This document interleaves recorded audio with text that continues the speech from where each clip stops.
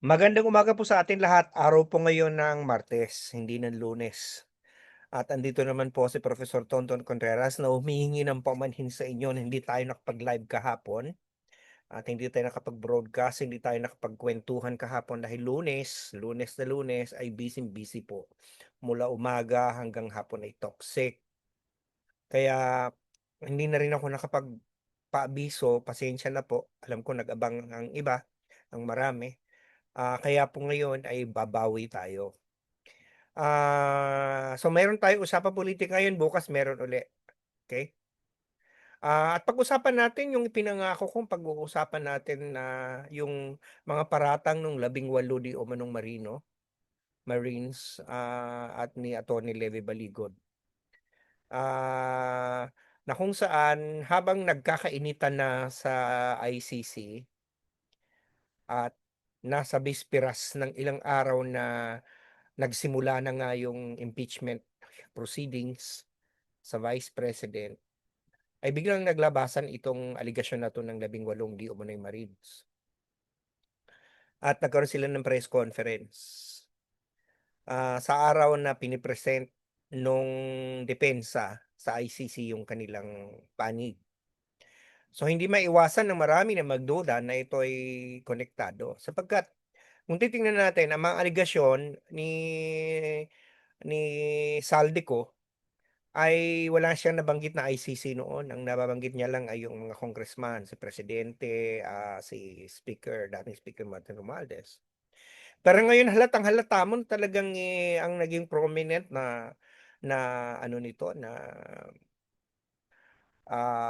finiture sa mga pasabog ay di umano ang pagbabayad o pagbibigay ng pera ni Saldico kay dating Senador Antonio Trillanes ng milyones na na mga more than 100 million na pesos na ipinalit pa nga daw nila sa dolyar kaya merong halos 2 milyong dolyar na ibinigay o iniabot kay Trillanes para iabot daw di umano sa mga ICC investigators. So, hindi na po nakatutok sa mga politiko masyado. Although nilista yung mga politiko, ang nakapagtataka dito, halos lahat ng mga nakalista doon ay mga kritiko ni Pangulong Duterte at ni Sara Duterte. At pinaghalo niya yung affidavit, pinaghalo yung mga paratang laban sa mga nasa majority. Isinama pa si Laila de Lima na nung panahong yun nung 2023 ay nakakulong pa. At yung mga Makabayan Black na dating representative kasama na si Raul Manuel, si Franz Castro, 'di ba? So kitang-kita natin na talagang parang sadya talagang hinilot ng husto yung affidavit. So, much as I want to give Levi Baligod and the 18 the benefit of the doubt, there are just so many things that are doubtful. Unang-una, tama nga naman ang mga nagdududa, pati si Senator Lacson. Ang laki-laki ng pera, 805 billion ba yun? Alam niyo ba kung ilang maleta yun? Daan-daan libong maleta yun, tina-transport nila from one place to the other. So, bakit ang fatal flaw dito, marami akong napansin, pero ang isa sa mga minor things na napansin ko, pinagpilitan nila, inulit pa nila na yung perang idineliver daw sa Ilocos ay idineliver sa Paway, doon sa malapit sa lake. Samantalang sa mga Ilocano, alam nila na walang bahay si Pangulong Marcos sa Paway. Yung bahay nila do'n, yung Malacanang of the North, ginawa ng museum yun. Sa lawag po nakatira si Pangulong Marcos. So doon na lang medyo magtataka ka na para bang, there's something here. And besides the impossibility of kalimutan na natin yung mga minor things like yung eroplano, yung nakalagay doon ay RPC 8111 pero dun sa isa RPC 8811 baka nagkaiba ng helicopter, 'di ba? Or yung takip nung kaldero, yun nung yung ewan ko kung napansin niyo yung takip ng rice cooker, ay parang inilalagay dun sa money counter at yung parang ang laki-laki naman ng ang laki-laki naman ng, pera, na parang ang laki-laki nung balot ng pera parang napakalaki sa piso, 'di ba? So, yun yung mga napansin natin at saka yung yung mismong picture. Although puwedeng sabihin natin na baka natakpan lang nung maleta yung paa nung isang nagbubuhat. Ewan ko kung nakita niyo yun. Pero parang andun pa rin yung issue na parang pinepeke yung mga picture, 'di ba? But anyway, what is more important to me is the things, yung mga yun kasi puwedeng pagdebatehan yun ng mga photographic. Wala tayong gano'ng expertise, eh. Pero ang meron tayong expertise yung suriin lang natin ano, unang-una ba't mo ipapalit pa ng dolyar yung peso kung dito gagamitin? $2,000,000 yun, eh. At kung yun ay binigay in cash sa mga ICC investigators, ilalabas nila yun dito. Paano nila ilalabas ang $2,000,000? Eh, ang limit lang sa pag-travel ng batas natin ay $10,000 na ang dala mo at yung iba idedeklara mo na. Anything that is undeclared is going to be confiscated. Diyos ko, $2,000,000 yun, eh. Anong anong gagawin nila doon? Parang parang naandun agad yung suspecha na talagang, ano, talagang pinupuntirya na ma-discredit ang ICC. Which is a kind of odd kasi ang ating pinag-iimbestigahan dito actually is the corruption and flood control na binigay sa mga congressman.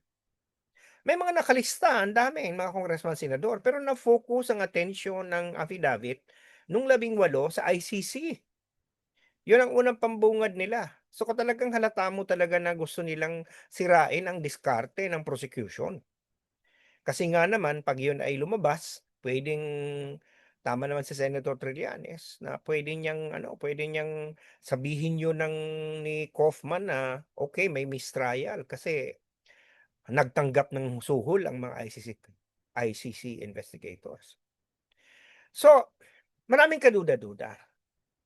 So, at saka tama naman si ano, eh, si Ombudsman, Remulla na dapat ang affidavit ng lahat ng ito ay kanya-kanya silang affidavit mag-submit.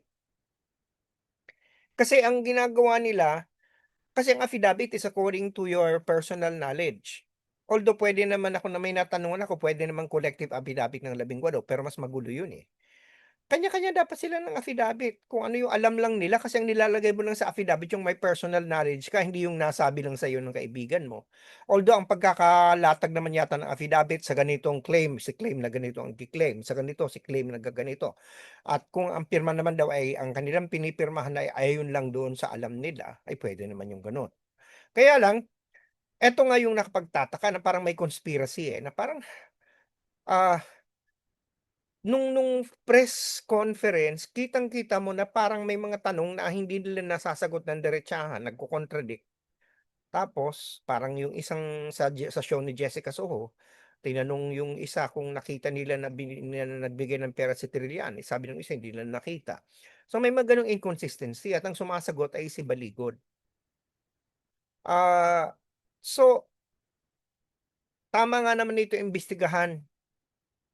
Pero ayaw imbestigahan ni Senator Lacson sa ano, sa Senado kasi parang siya mismo dandu-duda, eh. Nasunog na siguro si Senator Lacson dun kay ano, kay Gutesa, eh. So, ang Senado naman, ang iniimbestigahan flood control, eh. So, ang point dito, nagbigay naman na ng pahayag si Baligod sa ombudsman, hayaan mo ng ombudsman ang ano, ang mag-imbestiga nito. At mag-resubmit ng mga affidavit ang mga kanya-kanyang mga kasi 'pag 18 yan na affidavit kanya-kanyang imbestigasyon yan, eh.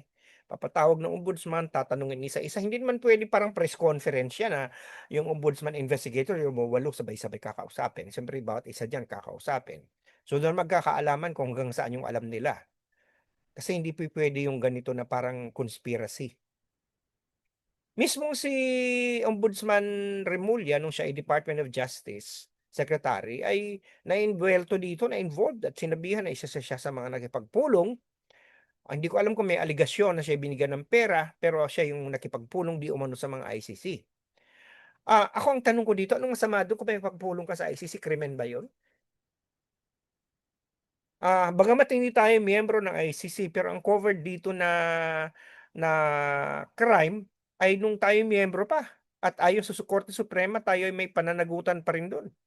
Covered pa rin ng jurisdiction ng ICC yung mga acts when we were members of the ICC. Malinaw yan sa Rome Statute at malinaw yan sa desisyon ng Korte Suprema.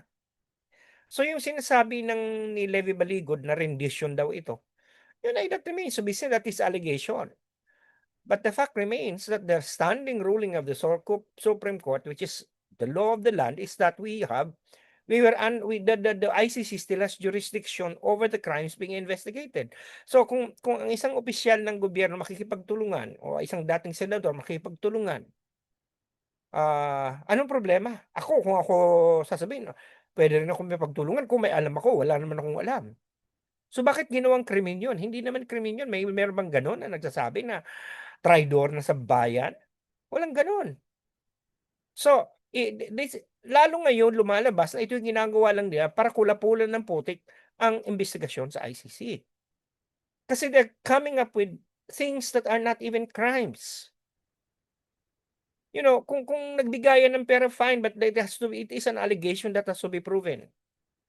Si Laila de Lima, klaro na ngayon na talagang tinatanggi kasi unang-una ba't bibigyan ng pera si Laila de Lima noong 2023? Hindi pa nga siya nakakalayan, hindi pa nga siya member ng Congress noon eh.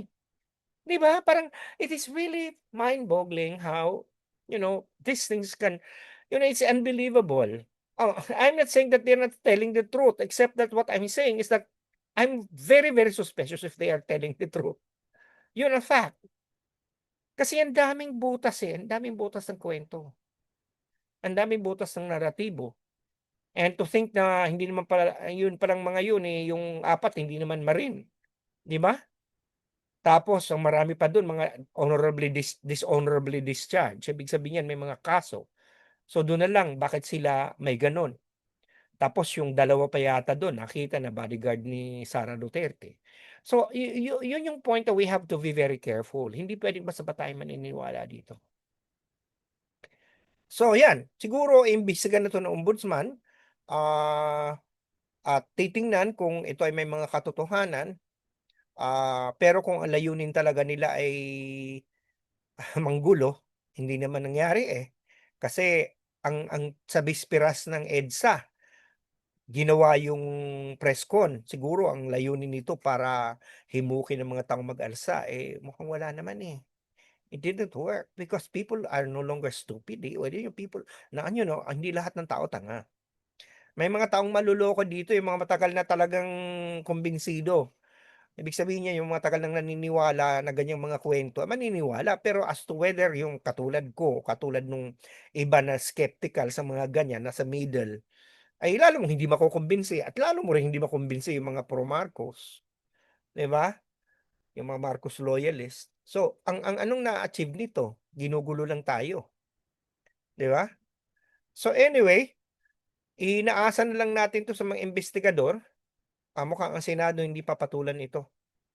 Ah at sana magkaroon ito ng tamang proseso. Kung totoo man ang mga aligasyon diyan at hindi ko man inaalis yung posibilidad na maging totoo, 'di sana maparusahan na dapat yung may maparusahan kung naggawa ng krimen. Pero kung ang bintang lang naman nakapag-meeting sa ICC ay hindi krimen yun. Ang krimen yung tumanggap ka ng pera. Pero yun ay, parang sabi nga ng isang nag-compute, daan-daang libong maleta ang kailangan mong i-move para yung 805 billion, talagang parang sabi ko, ngayon wala na silang ginawa sa buong buhay nila. At saka yung mga building na sinasabi nila, may isang kakilala ko yung building daw na sinasabi ng pinag-deliveran nila ay ang parking nun sa harapan. Di makikita ka talaga ng buong mundo 'pag ika'y nagmo-move ng maraming maleta, wala nakapansin sa kanila doon, walang CCTV. Okay, so anyway, pero kung sakali mang mapatunayan na itong mga 'to ay hindi nagsasabi ng totoo, ay dapat maparusahan din nitong mga 'to. Ito at nagbabanta na nga yung mga tao na magdedemanda, si Senator Trillanes, at si Secretary Anyo, may mga hinahanda na silang demanda. Ewan ko kung si Laila de Lima magdedemanda din.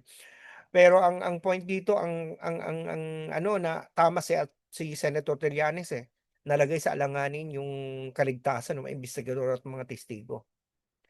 This is obstruction of justice if it is true that these people are just coming up and spinning tales to derail or undermine the investigation. Seryosong usapin 'to. Ngayong araw na 'to meron ng hearing for the finding for, sa sufficiency of substance ng impeachment ni Sara Duterte. Kahapon ay, na find na sufficient and form yung third and fourth complaint, yung second complaint winidraw, yung first complaint sinet aside. Pero bukas natin pag-usapan yan kasi bukas may impormasyon na tayo sa hearing mamaya, kumpleto na yung picture natin. So bukas na lang natin pag-usapan po yung tungkol sa impeachment na Sara Duterte. Anyway, sana nakapagturo ko sa yung kaisipan, naplok sa yung mga puso at napabago ang mga panahon sa buhay, lalong-lalo na sa usapang politikal. Dahil sabi sa akin ng Lasal, teach mind, touch heart, and transform lives. At sana nakapagsilbi ako sa bayan dahil sabi sa akin ng UP, serve the people. Okay, bukas lang tayo magkita-kita. Usapan ulit tayo. Miyerkules ngayon, Martes Again, pasensya na po sa mga nag-abang ng Lunes, kahapon. Busy-busy lang po tayo talaga. Nung hapon, pagod na ako. Hindi na ako nakapag-abiso sa inyo. Anyway, so sige na po. Kita-kita lang tayo bukas. Lagi yung sinasabi, UP naming mahal, Animo Lasal. Magandang umaga, magandang tanghali, magandang hapon, magandang gabi, nasaan man kayo naroon sa mundo sa ngayon. Bye for now. Talk to you tomorrow, Wednesday.